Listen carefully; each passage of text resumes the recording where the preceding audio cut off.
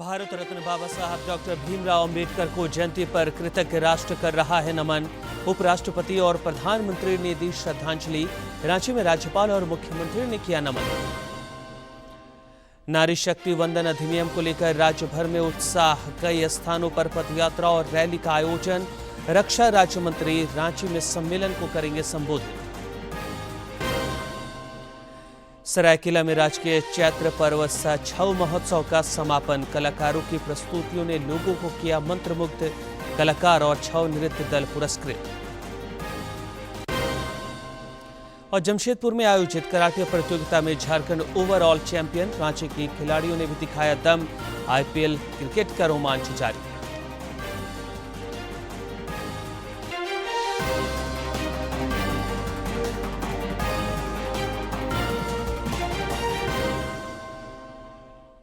नमस्कार, खबरें झारखंड में स्वागत है आपका। मैं हूं रियाज और अब समाचार विस्तार से। भारत रत्न बाबा साहब डॉक्टर भीमराव अंबेडकर को कृतज्ञ राष्ट्र 136वीं जयंती पर आज नमन कर रहा है। नई दिल्ली के संसद भवन परिसर के प्रेरणा स्थल पर उपराष्ट्रपति सीपी राधाकृष्णन और प्रधानमंत्री नरेंद्र मोदी समेत कई केंद्रीय मंत्रियों और राजनेताओं ने उन्हें श्रद्धांजलि अर्पित की।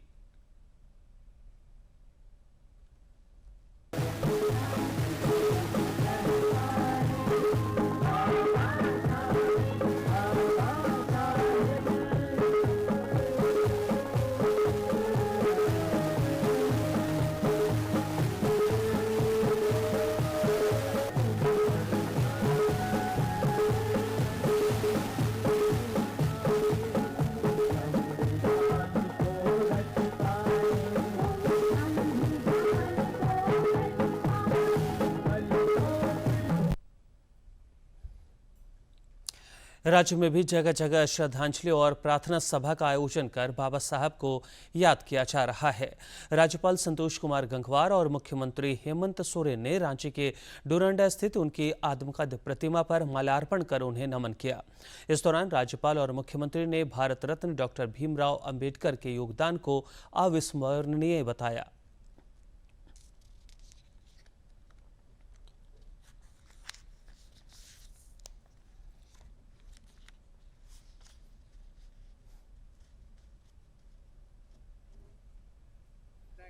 और हमारे प्रारूप समिति के वो अध्यक्ष भी रहे संविधान में। हम ऐसा मानते हैं कि वास्तव में उनका योगदान पूरे विश्व में अतुलनीय था और इसलिए वास्तव में हमारे देश के संविधान को, हमारे देश की व्यवस्था को दुनिया भर के देश के लोग मानते हैं और उसको समझने का काम करते हैं। देश के लोकतांत्रिक व्यवस्था को और कहीं ना कहीं बाबा भीमराव अम्बेडकर जी का जो योगदान है, वो योगदान किसी से ना छुपा है ना छुपेगा। और शायद इनकी इस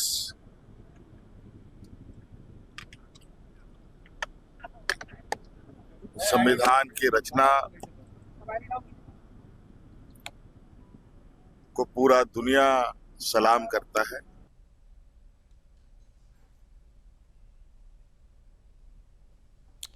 इससे पहले राज्यपाल संतोष कुमार गंगवार ने लोक भवन में भारतीय संविधान के शिल्पकार भारत रत्न डॉक्टर भीमराव अंबेडकर को जयंती पर श्रद्धांजलि अर्पित की।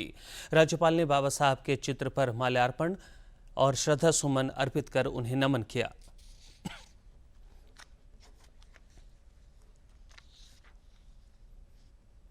महान समाज सुधारक भारत रत्न बाबा साहब डॉक्टर भीमराव अंबेडकर का जन्म आज के दिन वर्ष 1891 में हुआ था।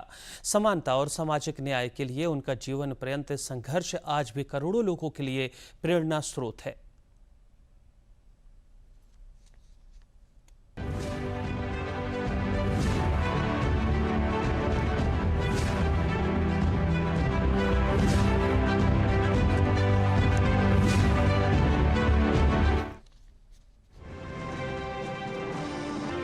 मध्य प्रदेश के इंदौर जिले के एक छोटे से कस्बे महू में जन्मे बाबा साहेब भीमराव अंबेडकर ने सामाजिक बराबरी और समानता के लिए जो काम किया उसे कोई दोहरा न सका।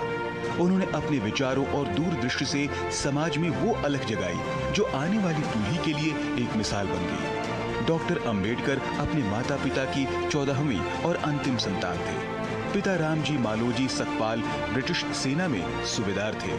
बाबा साहेब जब केवल 6 वर्ष के थे तभी उनकी मां का निधन हो गया। अंबेडकर की शुरुआती शिक्षा मुंबई में हुई। 1897 में मुंबई के एल्फिंस्टन हाई स्कूल में दाखिला लेने वाले अंबेडकर सबसे पहला और एकमात्र दलित छात्र थे। अपने स्कूली दिनों में भी उन्हें सामाजिक और आर्थिक भेदभाव का शिकार होना पड़ा था। स्कूली दिनों में हुए इस भेदभाव का उनके ऊपर गहरा असर पड़ा, जो उनके जीवन संघर्षों में भी दिखाई देता है। 1907 में मैट्रिक की परीक्षा पास करने के बाद 15 वर्ष की आयु में अंबेडकर की शादी रमाबाई से हो गई। 1912 में बॉम्बे विश्वविद्यालय से स्नातक की उपाधि हासिल करने के बाद अंबेडकर बड़ौदा राजघराने से मिलने वाली छात्रवृत्ति पर उच्च शिक्षा के लिए 1913 में अमेरिका चले गए। अमेरिका के कोलंबिया विश्वविद्यालय से उन्होंने 1915 में MA और 1916 में PhD की डिग्री हासिल की। इसके बाद आगे की पढ़ाई के लिए वे लंदन चले गए, जहां ग्रेज इन में उन्होंने वकालत की पढ़ाई की। साथ ही लंदन स्कूल ऑफ इकोनॉमिक्स में दाखिला लेकर DSc की तैयारी करने लगे। 1917 में अंबेडकर ने अपनी मास्टर डिग्री पूरी की और 1923 में अर्थशास्त्र में DSc पूरा किया। DSc में उनके थीसिस का विषय था the problem of the rupee, its origin and solution, जिसे लंदन विश्वविद्यालय द्वारा सम्मानित किया गया था। इंग्लैंड में शिक्षा पूरी करने के बाद अंबेडकर 1924 में भारत लौटे। वापसी के दौरान वे कुछ वक्त के लिए जर्मनी में रुके और इस दौरान उन्होंने जर्मनी के बॉन विश्वविद्यालय में अध्ययन भी किया। जो व्यक्ति कोलंबिया यूनिवर्सिटी का प्रोफेसर बन सकता था, जो लंदन स्कूल ऑफ इकोनॉमिक्स का प्रोफेसर बन सकता था, ग्रेट बैरिस्टर बन सकता था, लेकिन उन्होंने उन सब चीज़ों को छोड़ते हुए, क्योंकि जब उन्होंने बड़ौदा की रियासत जब छोड़ी थी तब उनको बहुत कष्ट हुआ। तब उन्होंने तय किया था, आज भी बड़ौदा की वो ज़मीन, उस जगह पारसी धर्मशाला के ठीक सामने उस जगह को संकल्प भूमि कहा जाता है। वहाँ पर उन्होंने जो संकल्प लिया कि जब मेरे जैसे शिक्षित व्यक्ति को समाज स्वीकार नहीं कर रहा है तो मेरे समाज के जो अशिक्षित गरीब है उनको सम्मान कैसे मिलेगा। तो वह 1917 के उस संकल्प को भूले नहीं। लंदन स्कूल ऑफ इकोनॉमिक्स की पढ़ाई को पूर्ण करने के पश्चात बैरिस्टर बनने के बाद और 1924 में जब वापस आए तो इस भारत की आप कह सकते हैं राजनीतिक और सामाजिक क्रांति के लिए वो आगे बढ़े।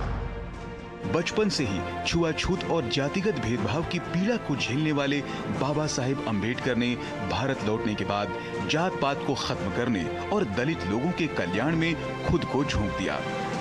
सबसे पहले उन्होंने दलित लोगों के कल्याण के लिए एक एसोसिएशन की शुरुआत की, जिसका उद्देश्य शिक्षा का प्रसार करना, आर्थिक स्थितियों में सुधार करना और दलित वर्गों की शिकायतों का निवारण करना था। इस दौरान बॉम्बे उच्च न्यायालय में प्रैक्टिस करते हुए वो अछूतों की शिक्षा को बढ़ावा देने और उन्हें ऊपर उठाने के प्रयास में लगातार जुटे रहे।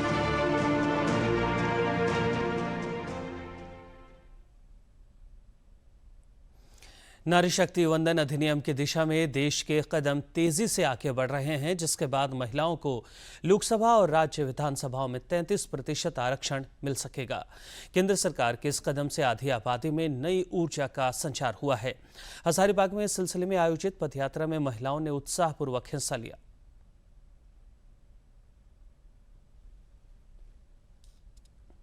हजारीबाग में भाजपा द्वारा नारी शक्ति वंदन अधिनियम अभियान के तहत विभिन्न कार्यक्रम आयोजित किए जा रहे हैं।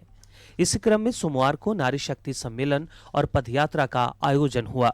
हजारीबाग सांसद मनीष जायसवाल के कार्यालय से सैकड़ों महिलाएं पदयात्रा करती हुई नगर भवन पहुंची, जहां मुख्य कार्यक्रम आयोजित हुआ। इस मौके पर कोडरमा की विधायक नीरा यादव भी मौजूद रहीं। ये सशक्त कानून बनेगा और हमारी SC ST बहनों के साथ में सभी महिलाओं को 33% का आरक्षण मिलेगा। अब वो सिर्फ लाभार्थी नहीं बल्कि निर्णय लेने की क्षमता रखेंगी और नीति निर्धारण में अपना योगदान देंगे। एक सशक्त लोकतंत्र होगा। कार्यक्रम में शामिल महिलाओं में खासा उत्साह देखने को मिला। महिलाओं ने कहा कि नारी शक्ति वंदन अधिनियम के जरिए अब उनकी भागीदारी केवल मतदान तक सीमित नहीं रहेगी, बल्कि वे कानून निर्माण में भी अहम भूमिका निभाएंगी। पदयात्रा के दौरान बड़ी संख्या में महिलाओं की मौजूदगी ने इस अभियान को और मजबूत संदेश दिया। वहीं भाजपा जिलाध्यक्ष विवेकानंद सिंह ने इस अधिनियम को राष्ट्र हित में बताया कि नारी शक्ति वंदन अधिनियम हमारे देश के यशस्वी प्रधानमंत्री आदरणीय नरेंद्र भाई मोदी जी ने जो नारी को राजनीतिक क्षेत्र में और अन्य क्षेत्रों में जो भागीदारी इन्होंने दिया है, 1/3 बहुमत अब महिलाओं का होगा, और चाहे राजनीतिक क्षेत्र हो चाहे सामाजिक क्षेत्र हो। नारी शक्ति वंदन अधिनियम जो 20 सितंबर को 2023 में संसद में पूरी सर्वसम्मति से पारित हुआ, और अभी आगामी 16, 17, 18 अप्रैल को जो आहूत संसद है जिसमें कि उसके हर एक बारीकियों पर चर्चा होगी, और 2029 में महिलाओं को विधानसभा से लेकर के संसद में 33% आरक्षण की पूरी तरह से गारंटी कर दी जाएगी। इसके लिए हम लोग उनको आभार व्यक्त करना चाहते हैं। नारी शक्ति वंदन अधिनियम को महिलाओं की बढ़ती भागीदारी की नई शुरुआत के रूप में देखा जा रहा है। 33% आरक्षण के साथ अब राजनीति में महिलाओं की मौजूदगी और प्रभाव दोनों मजबूत होने की उम्मीद है। हजारीबाग से गौरव प्रकाश की रिपोर्ट। पलामू में भी महिलाओं ने दोपहिया वाहन रैली निकाली और केंद्र सरकार की पहल का स्वागत किया। मेदिनीनगर निगम महापौर अरुणा शंकर ने इस दौरान कहा कि नारी शक्ति वंदन अधिनियम महिला सशक्तिकरण की दिशा में मील का पत्थर साबित होगा। इस दौरान बैनर पोस्टर लिए महिलाओं ने नारी सशक्तिकरण के पक्ष में नारे लगाए और प्रधानमंत्री नरेंद्र मोदी के प्रति आभार व्यक्त किया।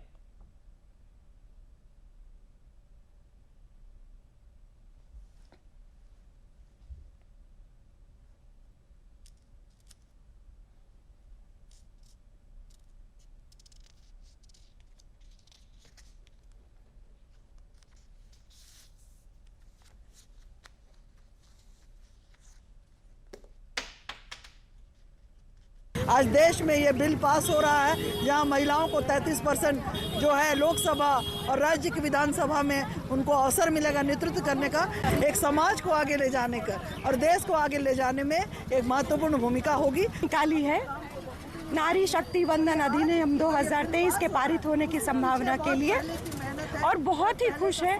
ये सेलिब्रेशन हो रहा है, ये बिल पास होने के पहले हो रहा है, तो आप सोच सकते हैं कि जब हमारा बिल पास हो जाएगा तो और भी बड़ी सेलिब्रेशन होगी।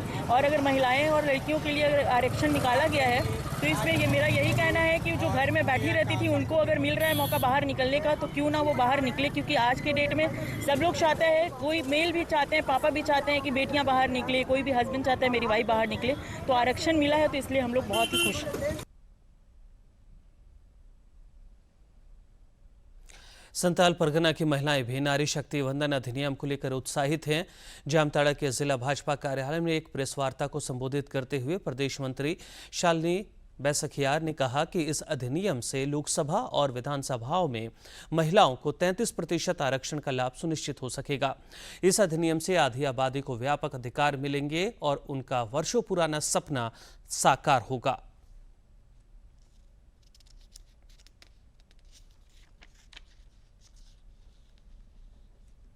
शक्ति वंदन अधिनियम केवल एक विधेयक नहीं, बल्कि यह देश की करोड़ों माताओं, बहनों एवं बेटियों के अधिकार, सम्मान और भागीदारी को सुनिश्चित करने वाला एक ऐतिहासिक निर्णय है, जो प्रधानमंत्री नरेंद्र मोदी के नेतृत्व में यह हम महिलाओं का सपना जो वर्षों से लंबित था वह आज साकार होने जा रहा है। गिरिडीह की महिलाओं ने भी नारी शक्ति वंदन अधिनियम का जोरदार समर्थन किया है। प्रेस वार्ता का आयोजन कर महिलाओं ने केंद्र सरकार के पहल की सराहना की। इस दौरान विधायक मंजू कुमारी और अन्य वक्ताओं ने केंद्र सरकार के महिला सशक्तिकरण के प्रयासों की प्रशंसा की।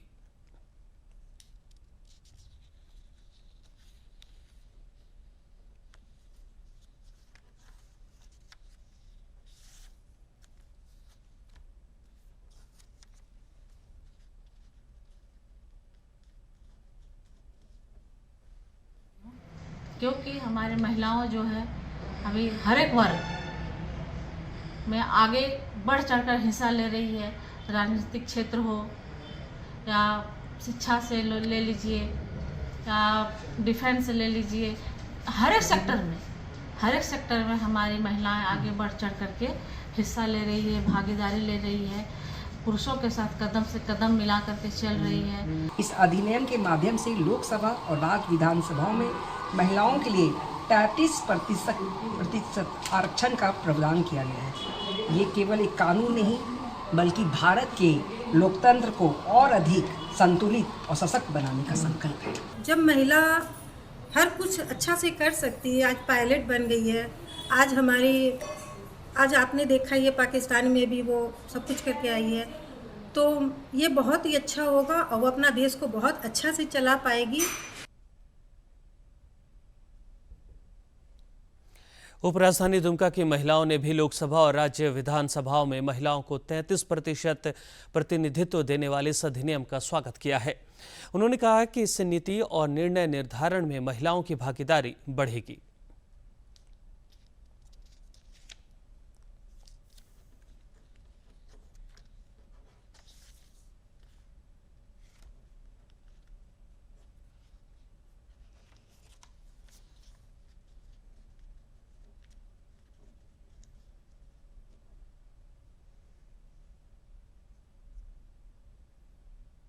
लोकसभा सत्र 3 दिन के लिए अभी संचालित होगा, जिसमें कि 16, 17, 18, जिसमें नारी शक्ति बंधन अधिनियम पर बातें होंगी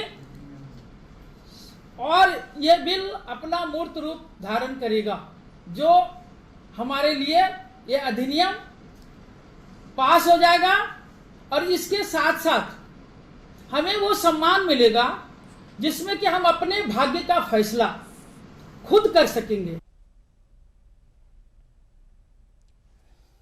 नारी शक्ति वंदन अधिनियम को लेकर राज्य भर में व्यापक स्तर पर जन जागरूकता अभियान भी चलाया जा रहा है। रक्षा राज्य मंत्री संजय सेठ आज रांची के मोराबादी स्थित आर्यभट्ट सभागार में नारी शक्ति वंदन सम्मेलन को संबोधित करेंगे। इसके बाद पदयात्रा का भी आयोजन होगा। श्री सेठ ने इस बात की जानकारी साझा करते हुए नारी शक्ति के सम्मान और सशक्तिकरण के इस ऐतिहासिक अभियान में सभी से सहभागी बनने का आग्रह किया।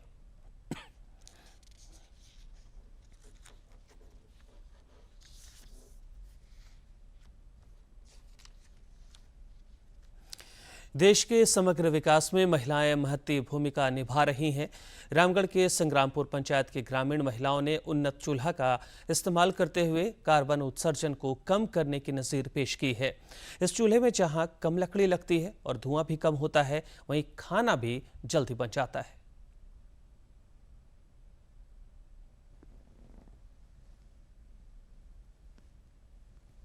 रामगढ़ जिले के गोला प्रखंड स्थित संग्रामपुर पंचायत राज्य का पहला ऐसा पंचायत बन गया है जिसने कार्बन क्रेडिट हासिल किया है। बाबलौंग और बेदिया जारा गांव की महिलाओं ने उन्नत चूल्हों का उपयोग कर इस उपलब्धि को संभव किया है।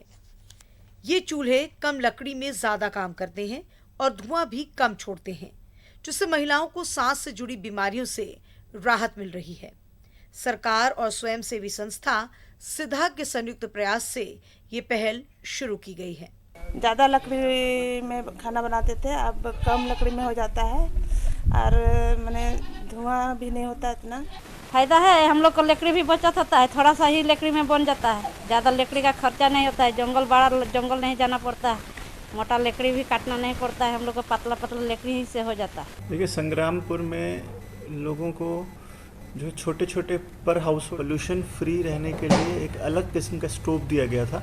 ये CSR के थ्रू हुआ है, दिल्ली की कोई फाउंडेशन उन्होंने किया है और हम लोग प्रयास कर रहे हैं कि इसको और एक्सपेंड किया जा सके। इस पहल ने न केवल पर्यावरण संरक्षण को बढ़ावा दिया है, बल्कि ग्रामीण जीवन शैली में भी सकारात्मक बदलाव लाया है। पहले जहां महिलाओं को जंगल से भारी भरकम लकड़ी लानी पड़ती थी, वहीं अब कम लकड़ी में ही खाना बन जाता है। इससे जंगलों पर दबाव कम हुआ है और महिलाओं की मेहनत भी घटी है।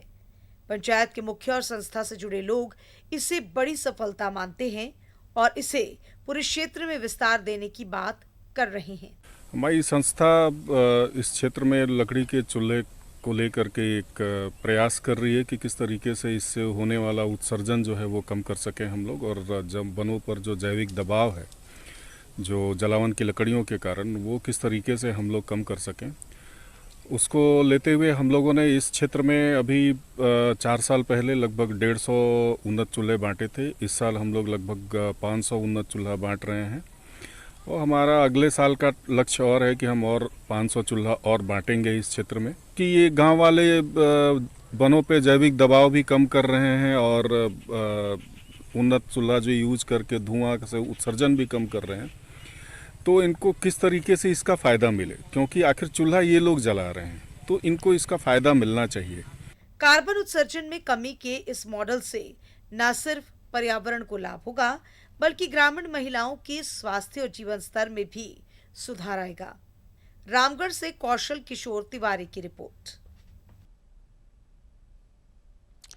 पड़ोसी राज्य बिहार को जल्द ही नया मुख्यमंत्री मिल सकता है। आज पटना में कई बैठकें होनी हैं।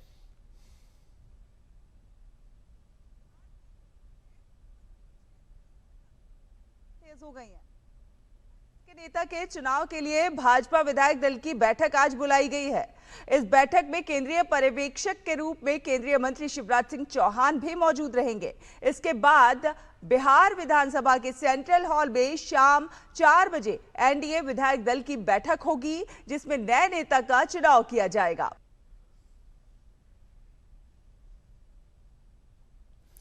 राज्य के मुख्य निर्वाचन पदाधिकारी के रवि कुमार ने जमशेदपुर पूर्वी और पश्चिमी विधानसभा क्षेत्रों के मतदान केंद्रों का कल निरीक्षण किया। इस दौरान उन्होंने एसआईआर से संबंधित तैयारियों की समीक्षा की। मुख्य निर्वाचन पदाधिकारी ने जोर देकर कहा कि कोई भी पात्र नागरिक मतदाता सूची से नहीं छूटे, इसे लक्ष्य बनाकर बीएलओ काम करें। उन्होंने बताया कि घर घर जाकर बीएलओ द्वारा स्टिकर लगाने का कार्य किया जा रहा है। इस दौरान भी मैपिंग का कार्य सुनिश्चित किया जाए।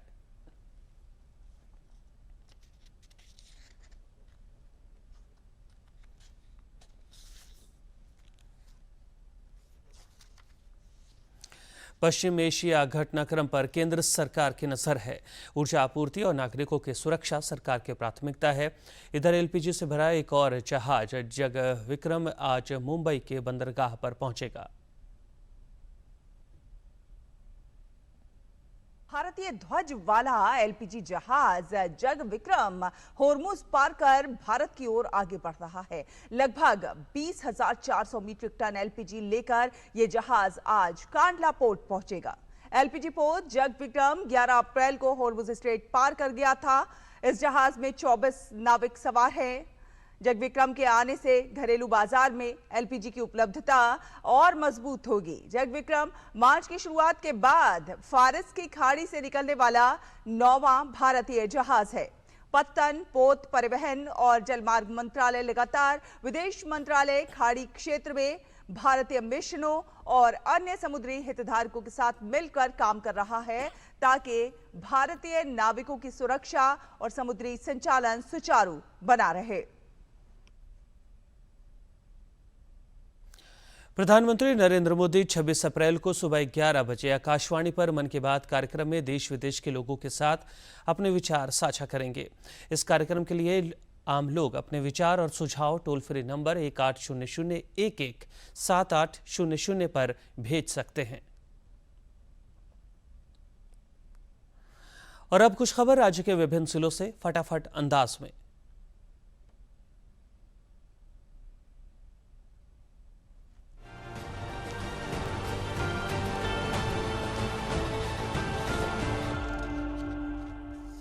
सरायकेला खसावा समाहरणालय सभागार में शिक्षा विभाग की योजनाओं की समीक्षा की गई।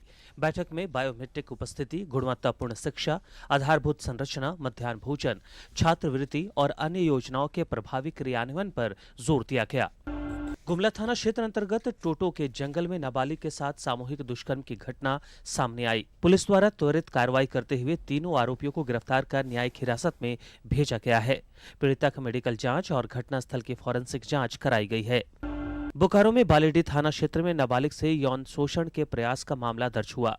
पुलिस ने त्वरित कार्रवाई करते हुए 12 घंटे के भीतर 2 आरोपियों को गिरफ्तार किया। उनकी निशानदेही पर बाइक और मोबाइल जब्त किए गए। आगे की कार्रवाई जारी है।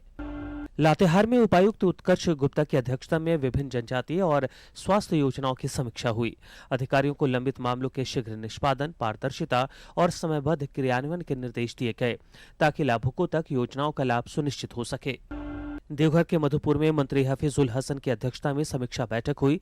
भू अर्जन भुगतान हेतु पंचायतवार कैंप लगाने, अवैध टोल वसूली पर कार्रवाई, पेयजल और बिजली व्यवस्था सुधारने तथा स्वास्थ्य व राजस्व सेवाओं को समयबद्ध करने के निर्देश दिए गए। रांची में उपायुक्त मंजुनाथ भजंत्री की अध्यक्षता में निजी स्कूलों के साथ बैठक हुई। पीटीए और शुल्क समिति गठन, फी नियंत्रण, पुस्तक यूनिफॉर्म बिक्री पर रोक और अभिभावकों को स्वतंत्रता सुनिश्चित करने के निर्देश दिए गए।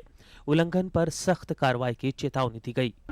प्रमंडलीय आयुक्त कुमुद सहाय ने लातेहार के अवर निबंधन कार्यालय का निरीक्षण कर कार्यकुशलता, पारदर्शिता व अभिलेखों की समीक्षा की। अधिकारियों को लक्ष्य अनुरूप उपलब्धि, रिकॉर्ड अद्यतन रखने, ऑनलाइन प्रक्रिया सुदृढ़ करने और जनसेवा बेहतर बनाने के निर्देश दिए।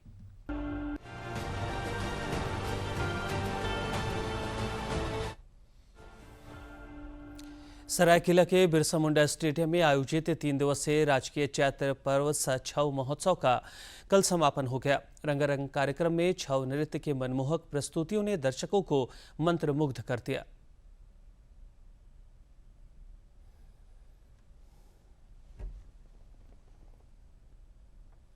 कला संस्कृति एवं पर्यटन विभाग और जिला प्रशासन के संयुक्त तत्वावधान में आयोजित इस महोत्सव में सरायकेला की समृद्ध सांस्कृतिक विरासत की झलक देखने को मिली। कार्यक्रम की शुरुआत मंगलाचरण से हुई, जिसके बाद राजकीय छऊ कला केंद्र, केदार आर्ट सेंटर और कुश करुआ छऊ केंद्र के कलाकारों ने एक से बढ़कर एक प्रस्तुतियां दी। छऊ जो कि ये ट्रेडिशनल छऊ है, इसमें राग और जो फॉक दोनों मिल के छऊ को ये किया गया है। बहुत बढ़िया से जो राजा और विजय प्रताप सिंह देव ने इसको जो किया, मैंने क्लासिकल से इसको जुड़ा किया।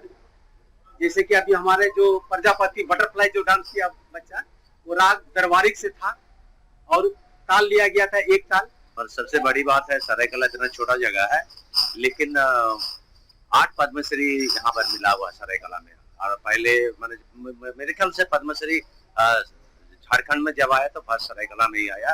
और रेशन सिंह देव जो राजकुमार, उनको मिला था। उनके बाद मेरे पिताजी गुरु केदारनाथ साहू जो, उनको भी पद्मश्री मिला था। महोत्सव के दौरान बिरसा मुंडा स्टेडियम दर्शकों से खचाखच भरा रहा। हर प्रस्तुति पर तालियों की गूंज और दर्शकों का उत्साह देखने लायक था।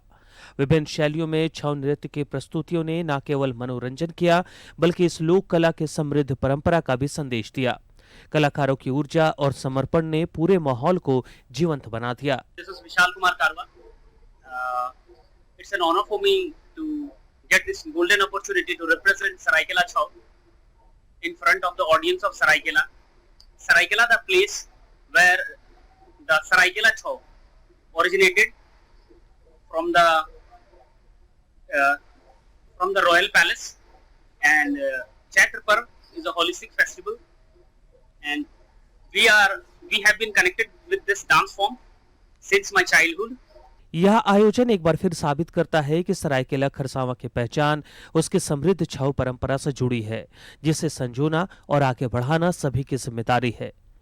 सरायकेला खरसावां से अनूप मिश्रा की रिपोर्ट। जमशेदपुर में ओपन कराटे चैंपियनशिप का कल समापन हो गया। राज्य के खिलाड़ियों ने 22 स्वर्ण पदक जीतकर ओवरऑल चैंपियन बनने का गौरव प्राप्त किया। झारखंड की टीम में शामिल रांची के खिलाड़ियों ने भी कराटे में दम दिखाया और 6 स्वर्ण सहित 11 पदकों पर कब्जा जमाया। आईपीएल क्रिकेट का रोमांच जारी है। कल खेले गए एक मैच में सनराइजर्स हैदराबाद ने राजस्थान रॉयल्स को 57 रन से हरा दिया। इधर आज आईपीएल में चेन्नई सुपर किंग्स और कोलकाता नाइट राइडर्स के बीच भिड़ंत होगी।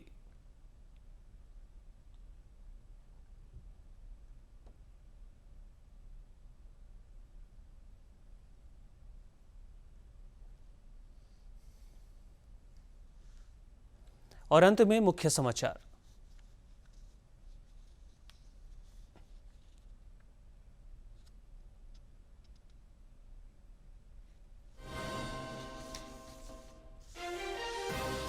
बाबा साहब भीमराव अंबेडकर को जयंती पर कृतज्ञ राष्ट्र कर रहा नमन। उपराष्ट्रपति और प्रधानमंत्री ने दी श्रद्धांजलि। रांची में राज्यपाल और मुख्यमंत्री ने किया नमन। नारी शक्ति वंदन अधिनियम को लेकर राज्य भर में उत्साह। कई स्थानों पर पदयात्रा और रैली का आयोजन। रक्षा राज्य मंत्री रांची में सम्मेलन को करेंगे संबोधित। सरायकेला में राजकीय चैत्र पर्व छऊ महोत्सव का समापन। कलाकारों की प्रस्तुतियों ने लोगों को किया मंत्रमुग्ध। कलाकार और छऊ नृत्य दल पुरस्कृत। और जमशेदपुर में आयोजित कराटे प्रतियोगिता में झारखंड ओवरऑल चैंपियन। रांची के खिलाड़ियों ने भी दिखाया दम। आईपीएल क्रिकेट का रोमांच जारी।